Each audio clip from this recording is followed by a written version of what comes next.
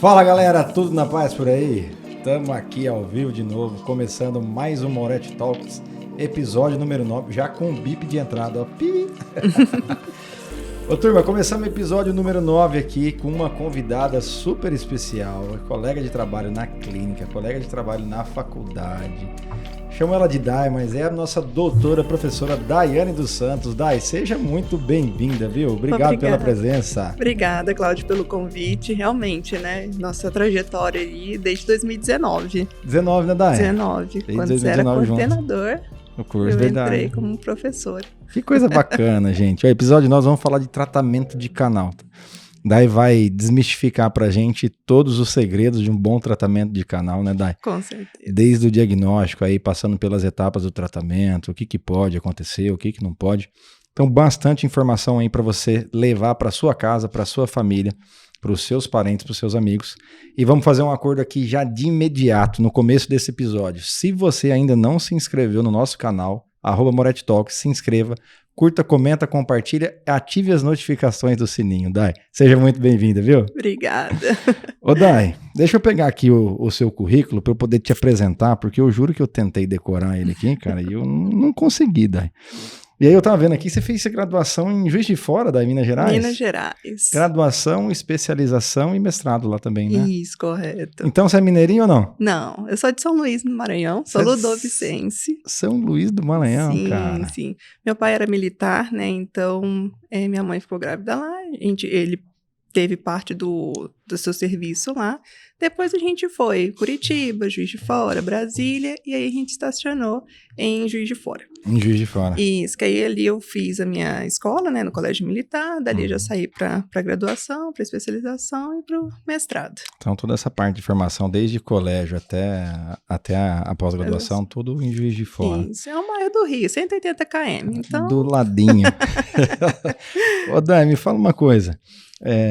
Como é que tá a rotina agora? Você fez um curso também em 2021 de cirurgia parodôntica na BO aqui em Cuiabá já, né? Em Cuiabá, sim. Eu cheguei em Rondonópolis em 2018. 18? Isso. E aí, desde então, eu atuo como clínica, né? Uhum. E ainda, a partir de 2019, entrei para a parte acadêmica e hoje eu concilio os dois. Tanto atendimento das clínicas, né, parceiras, e na faculdade com as aulas na graduação. Show de bola. Então, a rotina tá bem movimentada, Dai. Tá.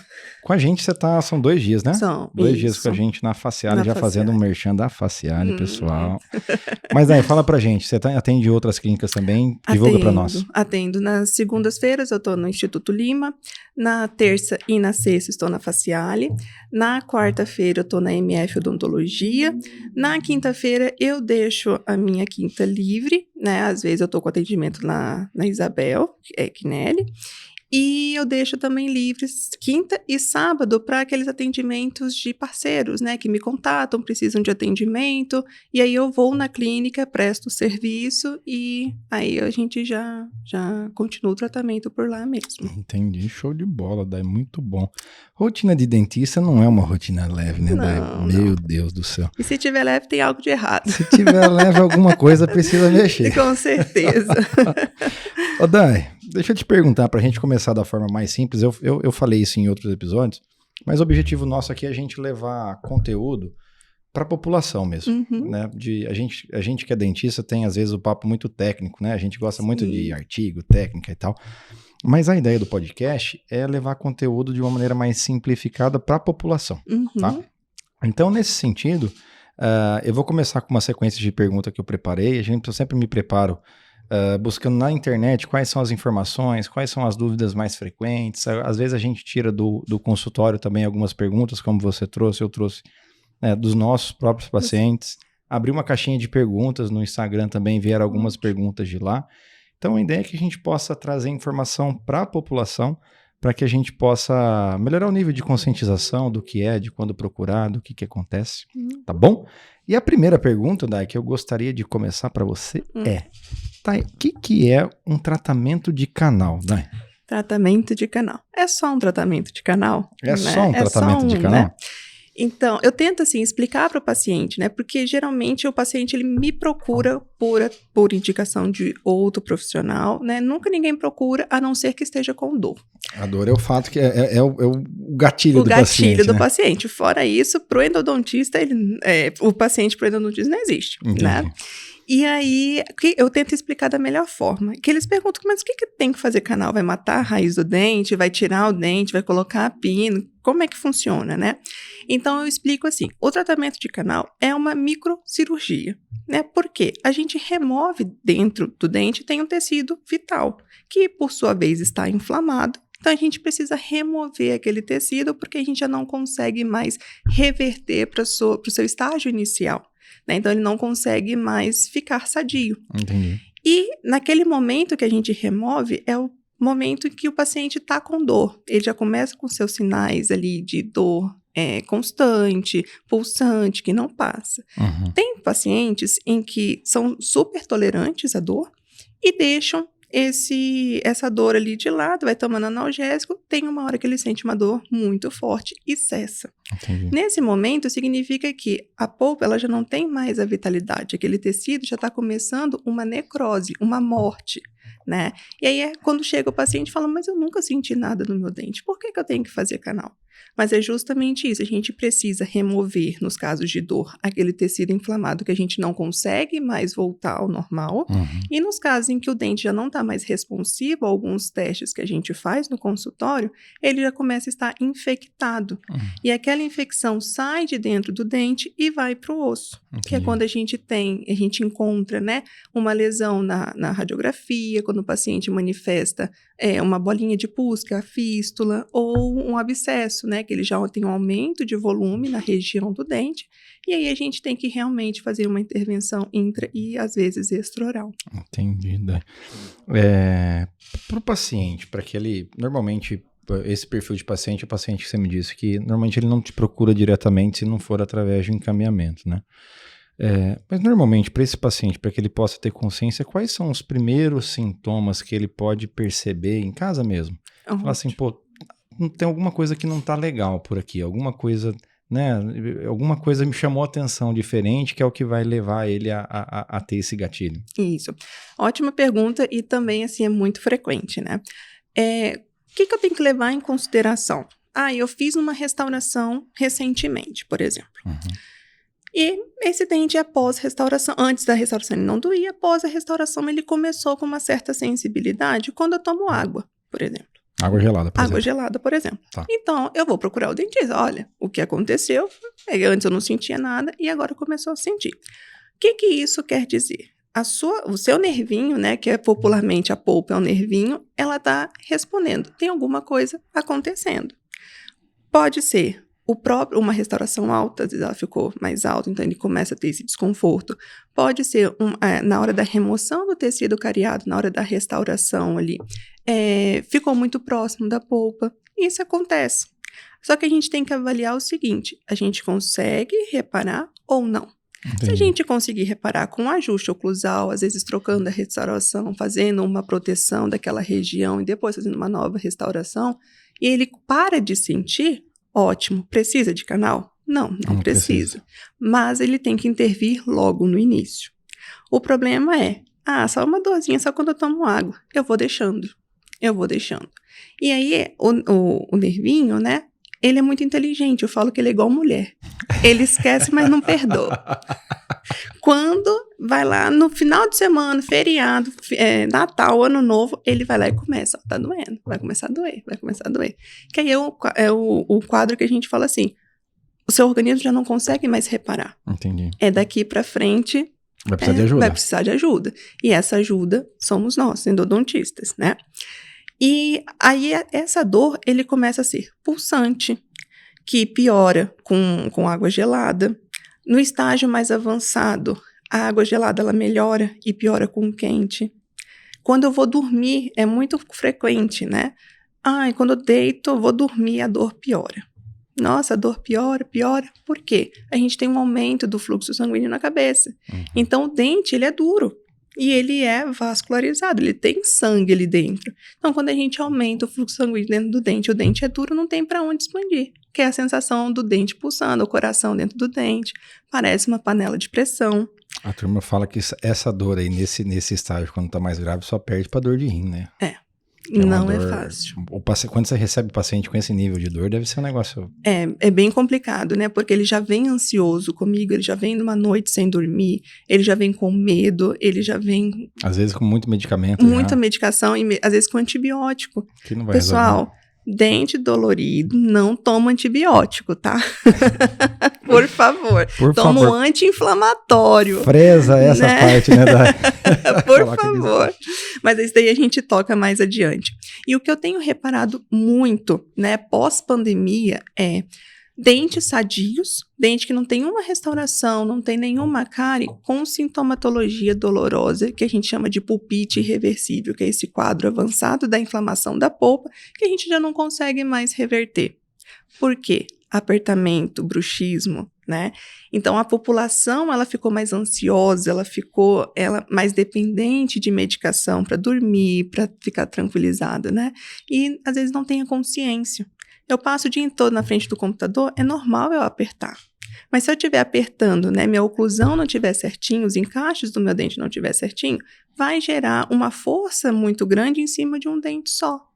E essa tensão vai passar para o nervo, vai inflamar e vai desencadear o processo inflamatório. Mais cedo ou mais tarde, alguém vai pagar a conta, né? Alguém vai pagar a conta. De fato, eu vejo no consultório hoje, cara, e com praticamente todos os colegas que a gente conversa sobre isso, antes da pandemia já existia Sim. essa epidemia de apertamento de bruxismo, mas pós-pandemia ficou um negócio assim, pô, cada vez mais pacientes com mais desgaste, mais ansiosos, mais estressados. Isso. E às vezes não é só o desgaste do dente, né? Existem consequências que às vezes visualmente nem são... A minha cunhada é um exemplo disso.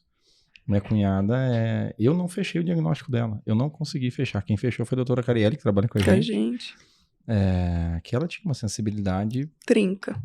Gigantesca. É a trinca, né? A famosa trinca. trinca. Ela só conseguiu resolver com placa. Enquanto não colocou placa, não tirou a sensibilidade. Colocou a placa, Ave Maria, tirou com a mão.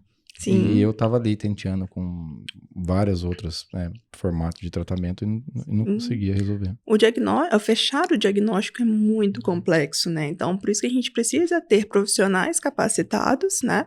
Para poder a gente trocar ideia e, olha, tentei isso, não funcionou, tentei aquilo, não funcionou. Eu falo que o tratamento de canal é o último passo para manter o dente na boca. Depois é a extração, mas aí é outra conversa, para outro dia, né, Cláudia? É verdade. Por falar em profissionais capacitados, a Day, galera, ela é professora da faculdade aqui. Nós trabalhamos juntos durante uma época, mas a Day continua nessa pegada na docência. Você está com disciplinas na Anhanguera, né, Day? Você dá aula para a turma lá, né? De endodontia. Mandar um abraço para a turma da Anhanguera. Quero mandar um outro abraço para o pessoal do Instituto Lima. Nossos grandes amigos, Dr. César e doutora Adriana, são 2 irmãos nossos que são do coração. Um beijão para vocês, viu?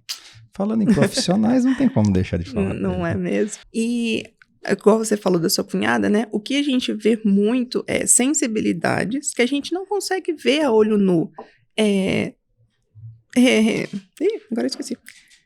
Reabsorção, desgaste, lesão cervical, a gente não vê. E são pequenas trincas. O que são essas trincas, né? Eu explico para o paciente o seguinte. Quando está vindo Cuiabá, Rondonópolis, sempre tem aquelas sojas que bate no carro, no para-brisa, né? E uma delas trinca o carro. Uhum.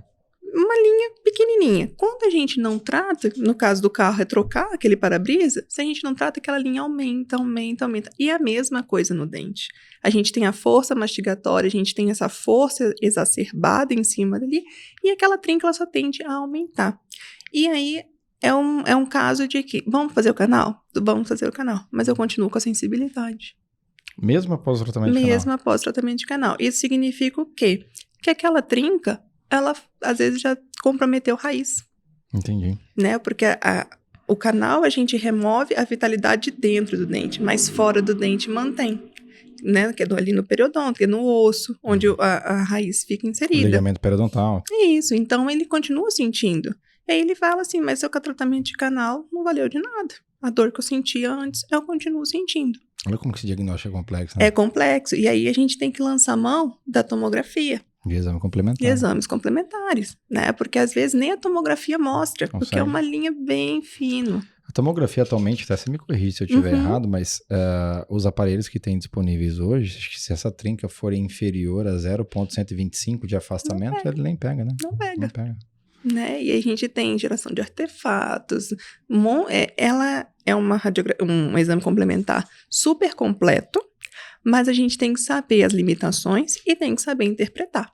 Porque senão a gente também continua de olhos vendados. De olhos vendados, justamente. Eu tinha um professor que falava assim, professor Durvalino. Abraço para ele. O Durval falava bem assim, endodontista é o único profissional que trabalha no escuro. A gente trabalha instrumentando uma coisa que a gente não vê onde a gente trabalha. É tudo tátil, né, Dai? É tudo sensitivo, né? Sensitivo. A gente fica igual a Gina sensitiva, né? Ali no canal. E assim, é muito engraçado que quando a gente recebe, né, o paciente, ele já vem com o exame complementar, que é a radiografia. Ou às vezes, né, a secretária manda, doutora, o que a senhora acha desse dente? Nada. Desse jeito. Né? Desse jeito, nada. Eu preciso conversar com o paciente. Esse dente está inserido dentro de algum ser humano ou não? Justamente. Se tiver, eu preciso falar com ele. Eu preciso conversar para eu poder entender a história. E aí, nessa hora que quando o paciente ele vem até mim, né? E eu sento, eu quero saber desde quando começou. Às vezes até quando o dente já estava nascendo na boca. Eu quero saber toda a sua trajetória. Porque isso vai me ajudar a fechar um diagnóstico. Vai fechando as portas. E ali, você ganha o paciente na confiança. Né? Nossa, ele parou para escutar a minha dor. A minha história. A minha história. Né? E aí a gente consegue ter um laço de confiança com o paciente, que o tratamento, que às vezes é um pouco mais complexo, ele se torna mais agradável, mais tranquilo de conduzir. Entendi. Né? Porque quando o paciente ele não sabe o que vai fazer, o que tem que ser feito. Tem uma certa resistência. Tem uma certa resistência. Entendi. Né? Importantíssimo, Dai. E uma vez diagnosticado, batemos, seja por clínico, seja por cárie, por trauma, independente de qual seja o diagnóstico, seja fechado no exame clínico, radiográfico, tomográfico, mas assim, nós vamos indicar, precisa de um tratamento de canal. Né?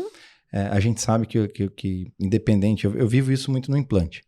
As pessoas, a gente vive numa sociedade imediatista, né? Uma sociedade que quer tudo para ontem, o melhor possível, e a gente sabe que existe um processo, ainda mais em tratamentos na área de saúde, existe um processo. E a gente precisa respeitar algumas regras, senão não dá certo. Mas uma vez diagnosticado, tratamento de canal, em média, quais são os caminhos para a gente chegar assim? Quanto tempo que gasta para ter isso finalizado, com saúde e tal? Que normalmente é uma pergunta dos pacientes. Sim, é a segunda pergunta dele. Eu vou precisar vir aqui. Quanto tempo vai demorar para concluir meu tratamento? Quantas sessões também, né? Porque o meu amigo foi no outro, ele fechou no mesmo dia. No mesmo dia. Né? Essa pergunta, assim, ela é muito interessante e eu sempre deixo aberto para o meu paciente. Eu não vou te falar quantas vezes você vai ter que vir aqui. O meu objetivo é te devolver saúde. Eu te devolvi saúde, nem que demore uma semana, nem que demore um mês, nem que demore um ano. Eu tenho que te devolver saúde. Então, claro que a gente tem outros fatores, né? Como complexidade anatômica, por isso a importância de um exame complementar mais específico, porque a gente trabalha, né, ali e monta um plano de tratamento para você ver. Às vezes eu tenho uma curvatura muito acentuada, então vou ter que deixar uma sessão só para aquele canal. Entendi. Às vezes eu tenho uma calcificação, um nódulo pulpar que vai me dificultar o acesso, né? Então eu não deixo isso para o paciente, né? Geralmente a gente gasta de 2 a 3 sessões. Se eu conseguir fazer em sessão única, foi consequência do meu trabalho. Ótimo, beleza. Né? Mas eu não vou te vender o tratamento por sessão. O produto. Entendi. Né? Então, isso eu sempre tento deixar claro para o meu paciente. Porque o colega foi, às vezes o caso dele era mais tranquilo.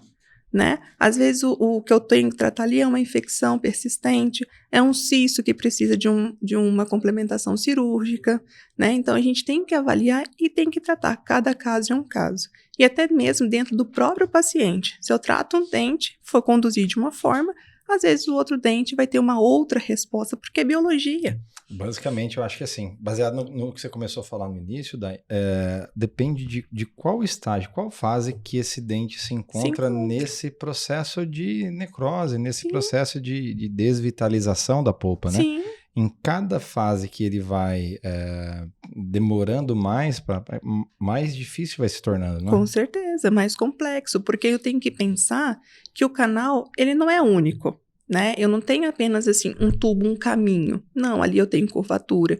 Ali eu tenho outros caminhos que às vezes a gente não consegue. Então, eu tenho que lançar mão de uma limpeza química, né? Através de solução ali dentro, irrigadora, não só a minha instrumentação. Tem que colocar medicações ali dentro que vão ter que ficar 1 semana, 15 dias, 1 mês. Então, vai depender muito também da resposta do paciente ao tratamento. Ao tratamento também. Né? Então, eu sempre falo assim, é biologia. Não é matemática que 1 mais 1 é igual a 2. Nem sempre 1 mais 1 é igual a 2. É, justamente. E dói esse negócio aí, de tratamento de canal? Não dói. Não dói? Isso é mito. Mito. O que acontece? Eu sempre também falo para os pacientes. Quando vocês chegam até mim, vocês estão num quadro de dor altíssimo. Porque assim, ou vai, né? Então, eu pego o paciente ansioso, eu pego o paciente nervoso, com a dor, inchado. Então, eu tenho que saber conduzir. E como que eu sei isso? A primeira, na consulta. A gente vai precisar abrir agora? A gente vai precisar abrir agora. Mas eu não vou abrir agora. Eu vou pegar, a gente pode lançar mão de uma medicação pré-emptiva, né? Que é antes do tratamento, que vai me auxiliar no momento da anestesia, na condução do caso. Então, às vezes, eu ministro aquela droga para o paciente, né, aquela medicação, e ele aguarda na recepção. Só que eu tenho que criar um ambiente tranquilo para ele. Eu não posso ter um ambiente agitado, não posso ter criança chorando, não posso, sabe, ai, tá doendo, porque isso vai gerar nele mais ansiedade, né? Sim. Então, eu tenho que trabalhar isso, eu tenho que passar também tranquilidade pro meu paciente. Entendi. Né? Então, a gente pode, além da conversa, ter essas medicações a nosso favor. Agora, a gente também pode trabalhar com óxido nitroso, né? Legal, né, Dai? Que diminui a ansiedade, diminui o estresse, dá uma leve analgesia e a gente consegue trabalhar muito mais tranquilo com o meu paciente na cadeira, né? E no pós-operatório, a gente também pode aplicar o laser de baixa intensidade naquela região que estava inflamada, que estava infectada, diminuindo a dor pós-operatória. Então, a gente tem vários recursos que a gente pode lançar mão para fazer o tratamento de canal, né? Inclusive, daí a gente pensa, na verdade, assim, o paciente vai chegar para ti, então, com um nível de dor que seja um negócio desconfortável, a partir do momento da sua intervenção, para o cara começar a sentir um alívio, né? Justamente. Às vezes a gente consegue anestesiar o paciente por um todo, né? Ele já não sente, principalmente os inferiores, língua, bochecha, né? Que é um sinal que a nossa anestesia foi eficaz, né? Surtiu efeito. Mas às vezes dentro do dente a gente não consegue. Entendi. Né, por conta daquele processo inflamatório que deixa o pH mais ácido. Então, a gente tem uma dificuldade, né, de anestesia. E aí, ali, a gente vai ter que lançar mão, a gente vai ter que conversar para o paciente, né? E, infelizmente, a gente não consegue resolver ali tudo. O processo de necrose, conforme a polpa vai morrendo, o micro-organismo vai se desenvolvendo ali dentro, também altera o pH de dentro da raiz, né? Altera o pH. E aí vai dificultando mais o trabalho da solução anestésica, né? Justamente. Eu queria agradecer a turma que estava com a gente na live aqui, turma. Deu pergunta aí? Show de bola. Nós vamos adicionar, você manda no meu WhatsApp? Beleza. Turma, eu só não vou transmitir 100%, que é para dar curiosidade. Vocês que estão na live aqui também, curte, comenta, compartilha. Se tiver alguma pergunta que não deu tempo de fazer, manda no meu direct ou manda no direct da Dai. Já segue lá, @DaianeSantos, né? Doutora Daiane Santos. Doutora Daiane Santos. Então você já segue o @ da Dai lá também. E pode mandar no meu direct ou pode mandar no direct da Dai, que o Dudu já tá aqui recebendo e passa pra gente. Fechado? Obrigado, turma, que tava ao vivo com a gente. Ô, Dai, você já curtiu, comentou e compartilhou o podcast? Não? Sim, inclusive o primeiro que eu estava nele. Que show, cara. Hoje até tava falando, mais cedo eu atendi, né? E aí eu falei assim, gente, eu vou participar do podcast do Cláudio. Ai, que legal, não sei o quê. Eu falei, gente, eu tô... Tô ansiosa. Aí ela, mas assim, como é que funciona? Eu falei, então já segue aí. Já, tanto no Spotify quanto no YouTube, né? Nossa, que legal, você vai estar lá, então eu vou assistir. Eu falei, então assista os outros também. Já aproveita, assiste. E compartilha, salva e compartilha. Com certeza. São informações, assim, muito válidas, né? É legal, e a gente tá procurando trazer algumas pessoas bacanas, que têm conhecimento, que têm experiência, para compartilhar informação de qualidade mesmo, sabe? Porque às vezes a gente especializa, a gente tem foco naquilo. Naquele ponto. E a gente às vezes deixa passar, é corriqueiro, né? O paciente ali, ele vai para tratamento de canal, mas não tem que só olhar o canal, tem que olhar a oclusão, tem que olhar várias coisas. E aí, escutando, às vezes dirigindo, porque hoje em dia é realmente difícil a gente parar na frente do computador e ficar assistindo uma aula. A gente não tem mais esse tempo. Não tem. E a gente, né, é de outra geração, né? É verdade. E aí você tá dirigindo, você coloca ali, você vai escutando, nossa, realmente é verdade, olha isso. E você começa a prestar atenção na sua vivência clínica e realmente é aquilo que acontece. É o dia a dia, né? É o dia a dia. Pra vocês verem, o negócio aqui é tão ao vivão que vai entrar pergunta que não foi combinada em roteiro ainda. Oh, meu Deus. Vamos ver então aqui, ó. Lá. Pessoal dando oi, tá fixado. Uma pergunta bacana aqui, ó. A sensibilidade nos dentes de quente e frio é proveniente de uma infecção no canal? Ótima pergunta. Aquilo que a gente conversou no início, né? Quente e frio. Quando que começou essa dor? Ela é frequente? Ela piora? Então, a gente tem que avaliar. Normal não é. A dor, ela ali, quando você ingere algum alimento, algum líquido quente que te gera uma resposta inflamatória, não é infecção, já é inflamação. Acho que é importante a gente falar isso para a turma, né? A diferença da inflamação e da infecção, porque às vezes o pessoal acaba confundindo isso, né? Justamente. A inflamação, eu tenho resposta, minha polpa, ela tá viva, só que ela tá ali no estágio inflamatório como uma resposta a uma agressão. Na minha infecção, eu já tenho o envolvimento de micro-organismo, que aí é nesse caso que às vezes eu tenho que lançar mão de tomar um antibiótico. Entendi. Mas na minha inflamação, ainda não. Entendi. Então, na minha inflamação, eu trato com anti-inflamatório. Na minha infecção, com antibiótico. E aí, se inverter, não vai ter resultado legal. Não vai ter resultado. Então, às vezes, o paciente, ele chega e fala assim, nossa, tô tomando antibiótico, tô tomando amoxicilina, tem 7 dias e a dor não melhora. Não vai melhorar. Não tem jeito. Tá com a medicação errada. Tá com a medicação errada, né? Então, essa da sensibilidade de quente e frio, a gente tem que avaliar, né? É difícil a gente falar assim, olha, tá bom, não tá. Mas quando que começou? Né? O que você fez nesse dente? Eu não fiz nada, então a gente pode pensar num contato prematuro. Né?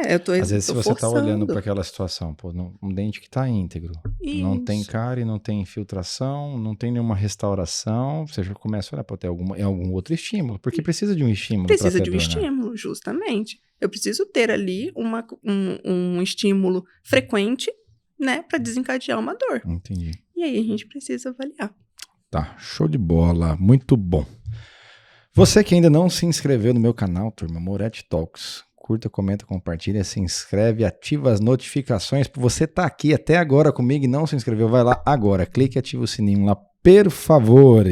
Ô Dai, dando sequência aqui naquela parte que o diagnóstico tá feito, né? Nós já decidimos que a intervenção de canal é melhor, né? Nós já entendemos que o fator tempo ele é variável de acordo com o caso, né?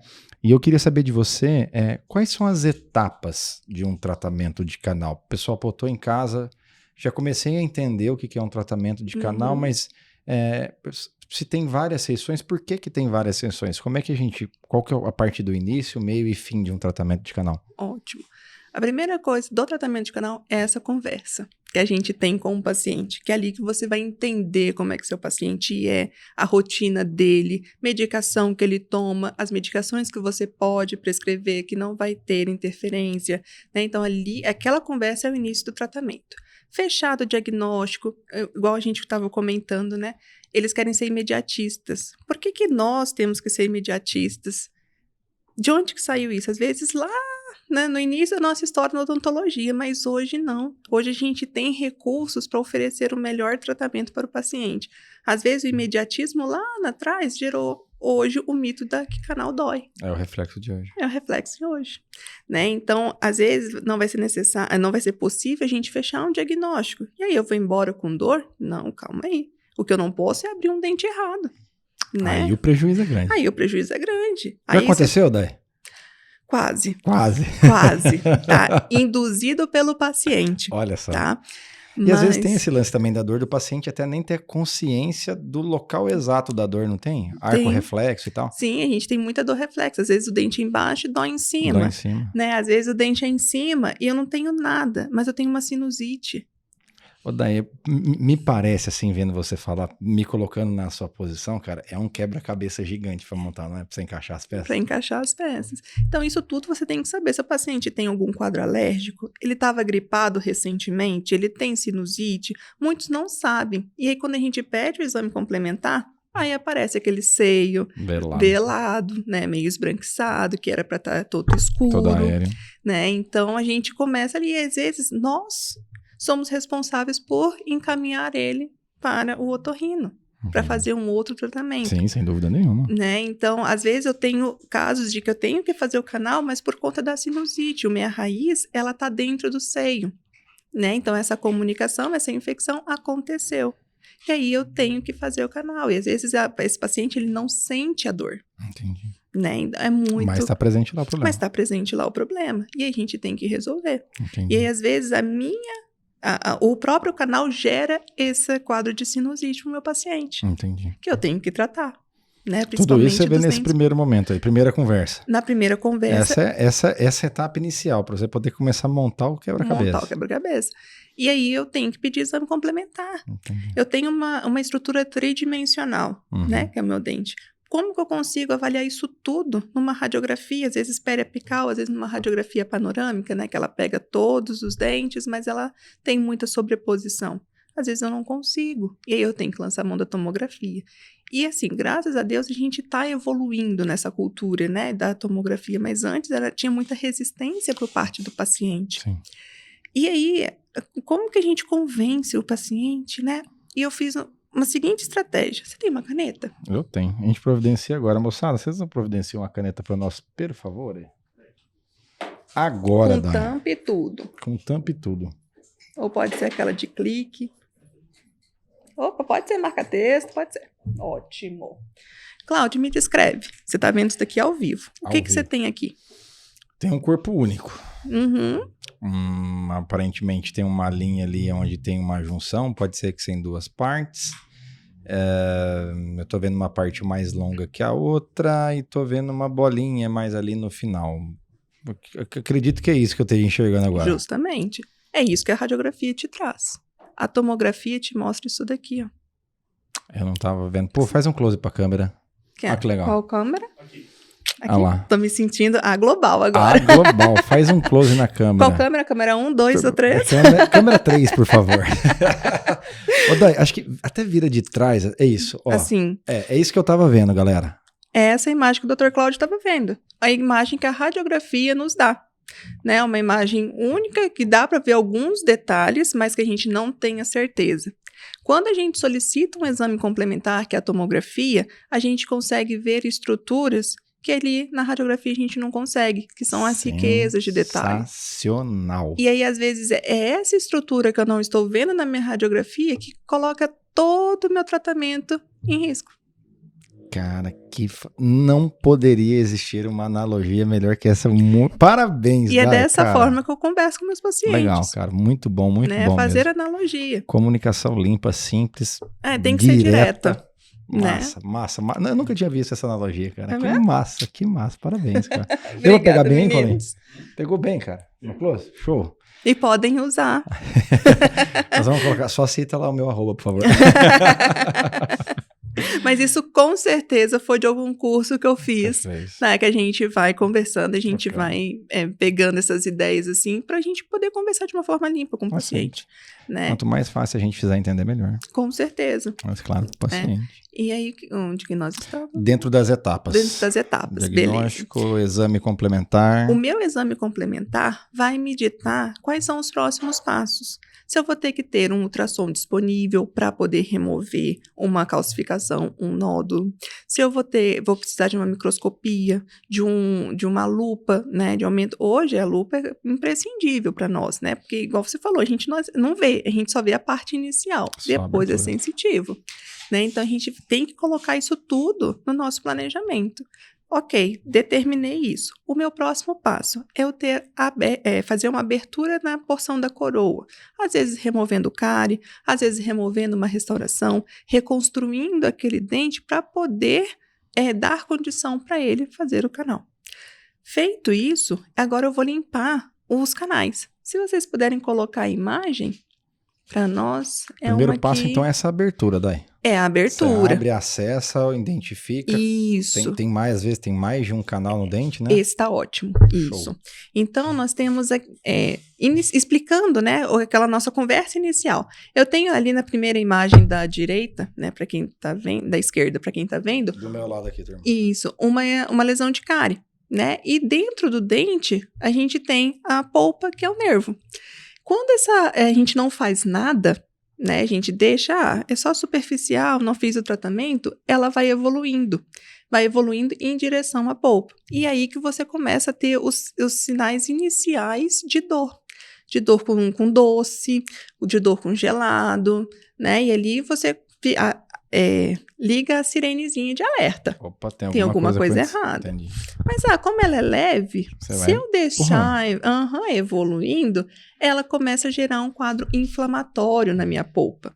E se eu não trato, ela gera um quadro inflamatório irreversível. Nesse caso aqui, eu ainda consigo tentar reverter para a normalidade. Nesse caso aqui, se eu não faço tratamento, eu já evoluo para um caso irreversível. E se eu não trato essa irreversibilidade, essa polpa que inicialmente era inflamada, mas a minha cárie, eu tenho um micro-organismo, começa a contaminar todo o meu dente. Contaminou meu dente, eu não faço nada, ela vai para o osso, gerando a nossa lesão. Entendi. Então, o primeiro passo que nós temos é fazer uma abertura. Eu vou chegar mais próximo aqui, para a gente poder... Deixa eu ver mostrar. Mostrar. Isso, didática da professora Daiane ao vivo no podcast Moretti Talks. Tá vendo? Hoje a gente ainda tem aula disso. Então, eu vou fazer a limpeza dessa lesão de cárie aqui, para ter o quê? Acesso aos meus canais. Então, dependendo do dente que eu vou tratar, se é um incisivo, se é um canino, se é um molar, se é um pré, eu tenho diferentes quantidades de canais. Entendi. Então, nos meus dentes anteriores, né, que é o central, o lateral, o canino, eu tenho um dente com uma única raiz, mas não necessariamente ele é simples. Não necessariamente, porque tem uma raiz e é só um canal, seria isso? Mas não. Algumas vezes engana. Algumas vezes engana. Às vezes eu tenho 2 canais, às vezes eu tenho uma curvatura muito acentuada, que eu preciso fazer, senão meu canal não vai ficar correto, né? A longo prazo ele vai dar algum problema. No caso dos meus dentes de trás, que são os molares, que a gente utiliza mais, criança nasce com 6 anos, então é frequente o número de crianças pequenas, de 8, 10 anos, ir no consultório com cárie nos primeiros molares, né? Porque é um dente que está nascendo junto com o central da frente e a mãe não consegue higienizar, a criança não deixa e assim vai. Então, eu tenho que abrir para poder tirar essa polpa, esse tecido inflamado e começar a limpar. À medida que eu identifiquei os meus canais, eu vou instrumentar, que é o segundo ou terceiro passo, né? Do meu tratamento. Sim. É a instrumentação. Que é a instrumentação. Como se fosse limpar esse tecido que está aí mesmo, remover. Justamente, remover. Por isso que eu falo que é uma pequena cirurgia. Entendi. Que a gente tem que remover. Tem que tirar e nos casos em que o dente ele já está morto, que tem micro-organismo ali dentro, aí que eu tenho que remover mesmo. Eu tenho que remover esse tecido infectado para eu poder deixar ele mais limpo possível. Tá? Deixa eu ver se eu recordo de endodontia, que a última vez eu acho que foi você faz a extirpação da polpa. Exérese da polpa. Exérese da polpa e depois você faz a sanificação dos canais. Justamente. Tá vendo? Aí, Durva, senta orgulho. Né, a gente faz a sanificação. Hoje os conceitos mudaram um pouquinho, né? Porque antes a gente falava que era limpar e modelar.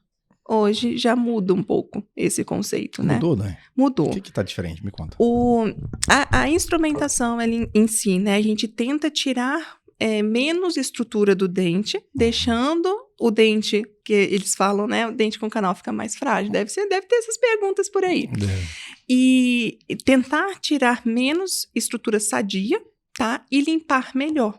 Porque hoje, com sistemas mecanizados, tanto rotatório quanto reciprocante, dependendo do dente, a gente consegue uma instrumentação muito rápida. Mas não significa que está limpo. Entendi. E aí eu tenho que lançar mão da minha irrigação, de outros passos para poder potencializar a minha limpeza. Entendi. Porque canal hoje, se tudo der certo, em 1 hora a gente consegue finalizar. Mas não significa que ele está limpo. Entendi. Né? Antigamente a gente fazia mais manual. Então, lógico que demorava mais tempo. Então, aquele processo de instrumentação, aquela solução ficar ali, ajudava a limpar. Entendi. Hoje não. Hoje eu tenho um número menor de instrumentos e eu tenho uma agilidade no meu tratamento. Então, eu tenho que lançar mão de medicação intracanal, de solução irrigadora para potencializar aquela limpeza. Uma ação da limpeza. Né? Feito isso, meu canal está todo instrumentado, está todo limpinho, meu paciente está sem dor, não tem pus, não tem processo inflamatório nem nada, a gente fecha esses canais. Que é o quê? A gente coloca um material ali dentro, nos canais, que vai permitir um selamento que a gente fala hermético. É um selamento em que eu diminuí a carga microbiana ali dentro e aquilo ali tem que ficar daquele jeito. Porque se tiver um desequilíbrio, aflora a infecção, que vai ter nutrientes, os micro-organismos vão se alimentar e vão desencadear lesões, pus, né? Outra parte da infecção. Isso, mais agravante. Então, eu selo ali. E aí, nesse ponto, antigamente a gente falava, o tratamento de canal termina nesse ponto. Mas não, a gente sabe que ele tem mais 2 outros passos na frente. Primeiro, restauração. Reabilitação desse dente pós-tratamento de canal, o mais rápido possível. Por quê? O material, quando o meu paciente ele vai para casa, né, ou ele volta para o meu indicador, ele vai fechado, mas ele é provisório. Entendi. Então, meu paciente ele tem que remover aquela restauração provisória, o dentista, no caso, né? Remover o que a gente deixa naquele intermédio entre a obturação e a restauração e fazer uma restauração definitiva, seja ela em resina, seja ela com pino, coroa. Aí quem vai fazer esse planejamento é o meu indicador. Entendi. Tem dentistas, endodontistas que fazem essa outra parte. Eu, Daiane, finalizo por aqui e faço esse encaminhamento. É essa hora que o protesista pode pegar o seu dente e bater um jatinho de ar lá dentro, só para poder cimentar o pino. É essa hora que ele pode fazer. Né? Com toda a... e outra coisa muito importante. Todo o tratamento de canal, ele é feito, a gente fala sobre isolamento absoluto. O que é isso? É uma borracha que eu uso em volta daquele dente para deixar apenas ele para fora. Para não ter contaminação de saliva. Nenhuma contaminação com o meio, né? Nada. Então, meu material ele tem que ser estéril. Eu tenho que usar soluções que tenham um potencial antimicrobiano, que são capazes de matarem micro-organismos que estão ali. E o meu dente ele tem que ficar isolado da minha cavidade bucal. E o arzinho não? E o arzinho não. E aí, quando o meu indicador ele precisa fazer um pino e uma coroa e ele solicita, por exemplo, a gente que eu faça uma desobturação, eu desobturo.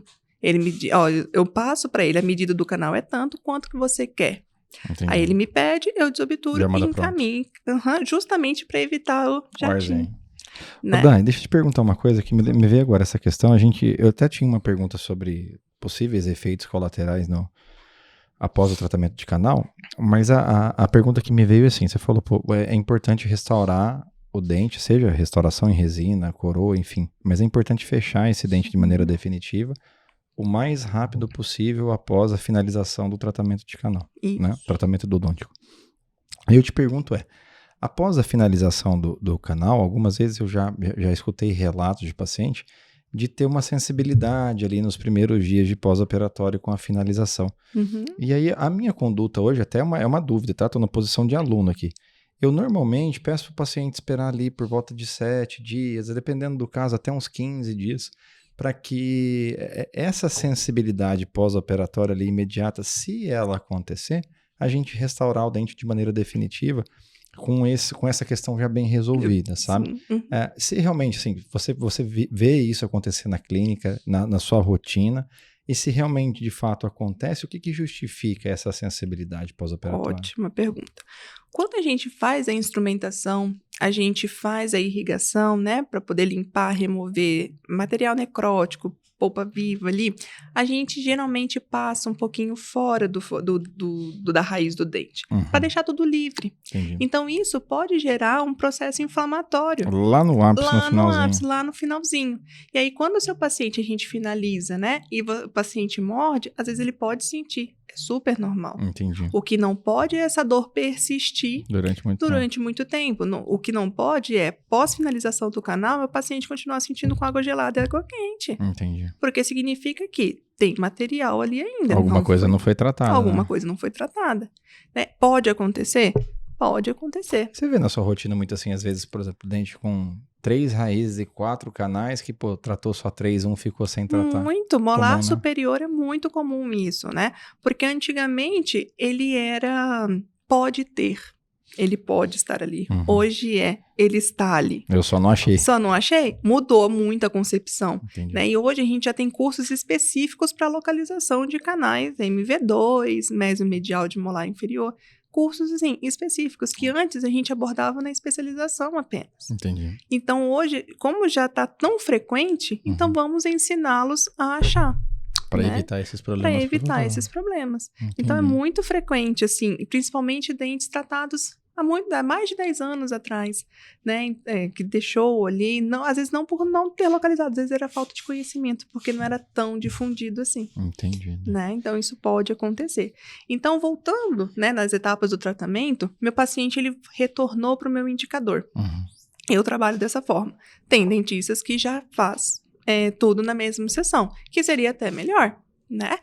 A gente tem o último passo, que é a preservação, que é o acompanhamento. Então, pacientes, quando o dentista pede, assim, compareça daqui 6 meses, é só para uma radiografia, é só para a gente ver como é que tá o tratamento, se foi sucesso, se não foi, se eu tenho que reintervir ou não, se aquela lesão que tinha antes está diminuindo, porque se não tiver, eu tenho que agir. E 6 meses é um prazo curto para não aumentar e não piorar a situação. Né? E isso realmente é muito difícil a gente conseguir na nossa prática clínica. Principalmente não depende só da gente, né, Dani? Justamente. Depende do paciente, né? Hoje o paciente já sai agendado daqui 6 meses. Se eu precisar antes, eu deixo até o bilhetinho, preservação, que é o acompanhamento.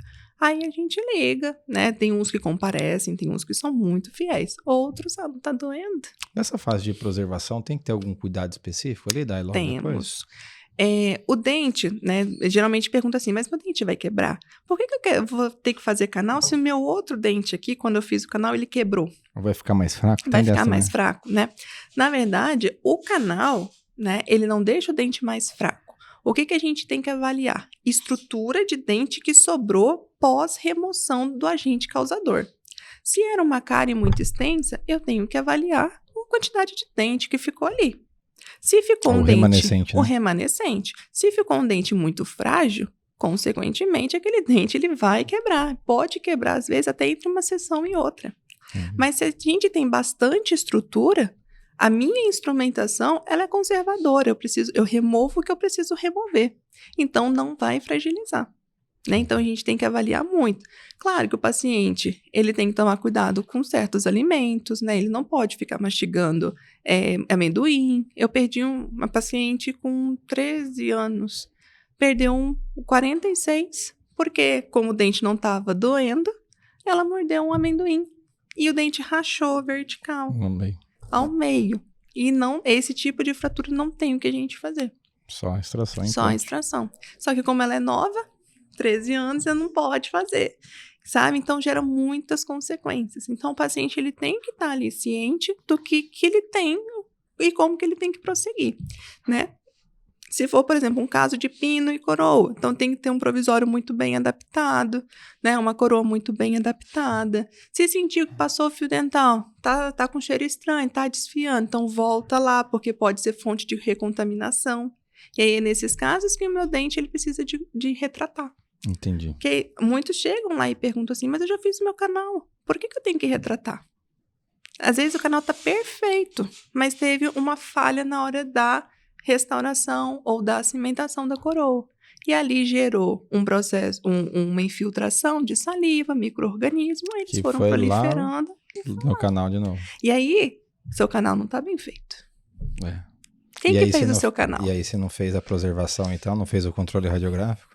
Como é que você vai Como é que você vai? contestar, né? Justamente. Então, a culpa sempre recai no endodontista. E muitas vezes dá assim, porque assim, até próprio, vamos pegar um exemplo, um incisivo central, Uhum. dente da frente. Tem, na grande maioria das vezes, ele tem uma raiz e um canal, né? São Sim. exceções.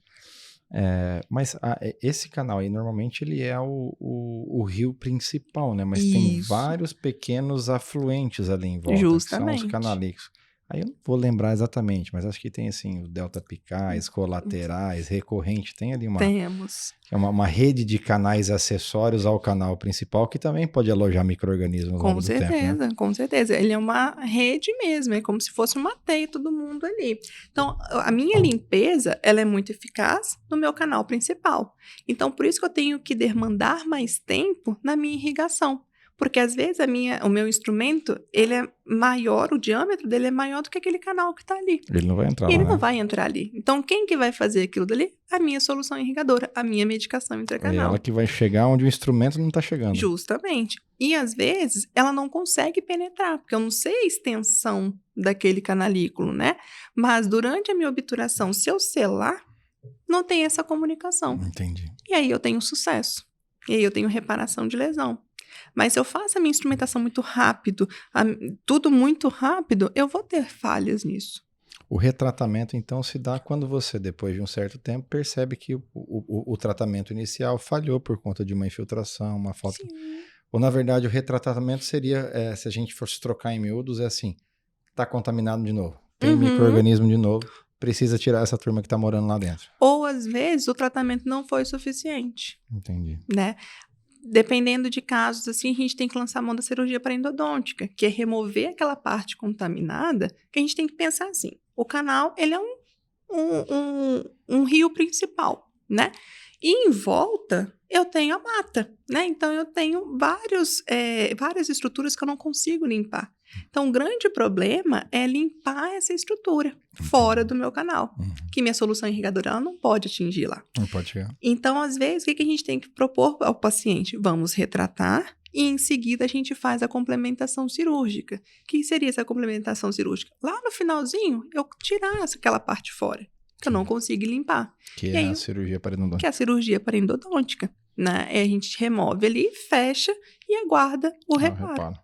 Ô, Dai, nessas fases aí, normalmente é quando a coisa já tá ficando mais, vamos falar assim no português mais claro, a coisa tá ficando mais preta, né? Você Sim. pega assim, pô, começa um processo de necrose, esse necrose evolui para uma lesão periapical. Isso. E aí não vai tratando qualquer... Fala pra gente, primeiro, o que é a necrose? O que é uma lesão periapical? E como é que esse negócio vai ter desfecho aí até o final se a gente não fizer a intervenção? Ótimo. Quando a gente tem um processo carioso, ou muitas vezes que a gente não tem consciência, a gente só repara depois quando vê diferença de cor, é por trauma. Criança que fica com mãe que fica com a criança joga a cabeça para trás e bate no incisivo central. A primeira vez não vai causar nada não, mas se for repetidas vezes, a gente começa a ter um escurecimento. Só que não dói. Né? E a mãe tá ali, não tem sintoma. A mãe tem que cuidar da criança, levar a criança ali e vai se deixando. Quando ela repara, nossa, escureceu. Então, aquilo dali é o processo de necrose. É a morte do meu tecido vivo que tem dentro do dente. Não necessariamente por cárie. Pode ser por trauma. Que aí eu rompo aquela vascularização e aquele tecido ele começa a morrer. Como eu não tenho, eu vou deixando. Quando a cor dele me incomoda, eu vou procurar. Aí já necrosou. E aí, dependendo da evolução do tempo ali, aqueles micro-organismos que antes estavam dentro do dente, já foram pro osso. Tá do lado de fora da raiz. Que tá do lado de fora. Que aí, quando a gente tira a radiografia e vê um halo escurecido em volta do meu dente. Né? Se puder voltar naquela imagem anterior. Põe pra gente, produção. Né? Aqui, ó. A gente tem a formação de uma lesão nessa área final. No periápice. Show.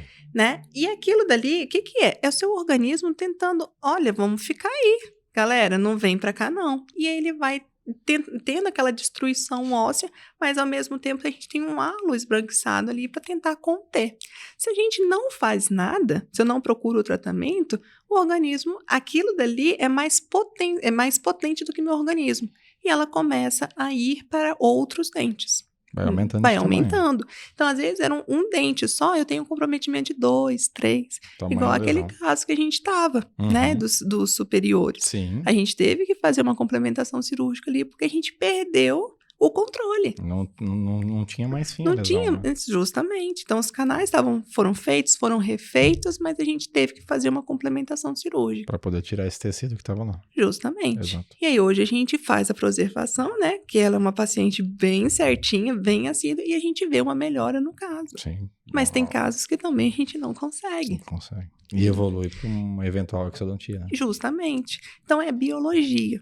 Eu sei que a gente vai fazer o melhor para o nosso paciente, mas às vezes a batalha da biologia com o que é possível a gente fazer, o que tem disponível para ser feito, não está equilibrado. Entendi. Tá? Esse processo, quando vai exacerbando, aí a gente chega num ponto, né, que aqueles pacientes que aparecem com grandes edemas, inchaço em face e tal. Isso. Ali dentro tem pus, né, Dai? Tem pus. O que é aquele edema, né? É um processo agudo do seu organismo tentando expulsar. Porque, assim, o pus nada mais é do que o seu sistema imunológico tentando eliminar aqueles micro-organismos, correto? Então, se vocês puderem colocar a imagem do... Isso, por favor. A gente tem um processo agudo, que olha, eu preciso eliminar, e o organismo, ele pega a via mais rápida para poder tentar expulsar. Então, geralmente, ele fica debaixo da pele, né? Que são estruturas mais moles. Mais fácil de aumentar o volume, né? Então, a gente tem quadros assim. Nesse caso, o paciente já estava 4 meses nessa condição. Caraca. Né? E só foi piorando. Esse caso foi recente. Foi recente, foi sexta-feira agora. Sexta para sábado. E aí, ele começou a manifestar febre, limitação de abertura de boca, porque ele tava doendo. E se não trata nessa hora, se não drena, vai pra onde, né? Desce pro pescoço e pode causar morte tanto da criança. Óbito, né? Pode ir a óbito. Às vezes a galera não tá ciente disso, viu? Justamente. Que começou uma infecção dentária, uma necrose pulpar, lesão, que leva o paciente a óbito. Né? A óbito. E aí, nesse caso, a gente teve que fazer o dreno extraoral mesmo, né? Porque ele foi encaminhado, e fazer o tratamento endodôntico também. Então, os dois vão ter que andar juntos. E a gente tem que avaliar sempre esse paciente. Esse é um paciente que eu tenho que ter na minha agenda telefônica. E dá para mãe, qualquer coisa você entra em contato comigo. Sim, justamente, principalmente por ser criança, né? Mas adulto também acontece isso. Acontece bastante. Né? E às vezes acontece mais em adulto do que em criança, porque a criança ela reclama. O adulto ele mascara. Onde se vira. Né? Vai se virando, mas a criança... aqui, um inflamatório ali. Justamente. Então, assim, a conduta nesse caso é fazer a drenagem. Porque senão, se disseminar esse pus... Risco de vida. Tá? Show de bola, daí belo caso. É que infelizmente a gente não pode mostrar o transoperatório, né? Porque como gostaria de mostrar para vocês o que pode ser feito. Mas nós vamos mudar isso aí, viu? Não vou tocar nessa pauta, eu prometo, mas nós vamos mudar isso aí. Vamos poupá-los. Aguardem os próximos episódios, né? Então me chama que eu tenho vários casos legais. Que coisa bacana. Ô Dai, deixa eu fazer um merchan aqui. Turma, você tá aqui, quanto tempo de episódio? 57 minutos. Nossa, já? Tá vendo que passa rápido? A gente se diverte, cara, é gostoso. Ô Dai, a gente, essa ideia fica tão... A gente vai... E o fone faz isso, viu? A gente concentra tanto um no outro, a conversa vai rendendo que a gente não vê a hora passar, cara. Não. O Gervásio que o diga, né, Gervásio? 3h30 de podcast. Ô, Dai, só pedir um favor pra turma que tá aqui com a gente até agora. 1 hora de podcast. Se você ainda não curtiu, cara, não é possível. Curte logo, comenta, compartilha, manda pros seus amigos, tá? É importante pra gente fazer o canal crescer e pra que a gente faça essa informação chegar no maior número de pessoas possível. Vai lá, curte e manda pra algum amigo seu, por favor. Ô, Dai, vou fechando essa parte, vou abrir no último bloco nosso aqui, que são as perguntas que vieram na caixinha de pergunta que a gente abriu lá, pro pessoal ver.